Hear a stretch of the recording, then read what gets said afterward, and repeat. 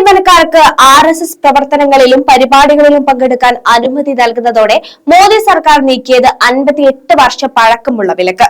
1966-ൽ കോൺഗ്രസ് സർക്കാർ ഏർപ്പെടുത്തിയ വിലക്കാണ് ജൂലൈ 9-ന് കേന്ദ്ര സർക്കാർ പ്രത്യേക ഉത്തരവിലൂടെ പിൻവലിച്ചത്.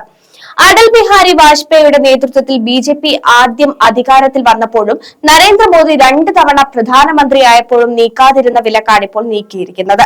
ലോക്സഭാ തെരഞ്ഞെടുപ്പിന് ശേഷം പ്രധാനമന്ത്രി നരേന്ദ്രമോദിയും RSSും തമ്മിലുള്ള ബന്ധം വഷളായതോടെ RSSനെ അനുനയിപ്പിക്കാനാണ് കേന്ദ്ര സർക്കാർ നീക്കമെന്ന വിമർശനവും ശക്തമായിട്ടുണ്ട്. വിലക്ക് നീക്കിയതിനെതിരെ മുതിർന്ന കോൺഗ്രസ് നേതാവ് ജയറാം രമേശ് അടക്കമുള്ളവർ രംഗത്തെത്തിയിരുന്നു. കേന്ദ്ര സർക്കാർ ഉത്തരവ് സമൂഹ മാധ്യമമായ എക്സിൽ പങ്കുവച്ചായിരുന്നു ജയറാം രമേശിന്റെ വിമർശനം.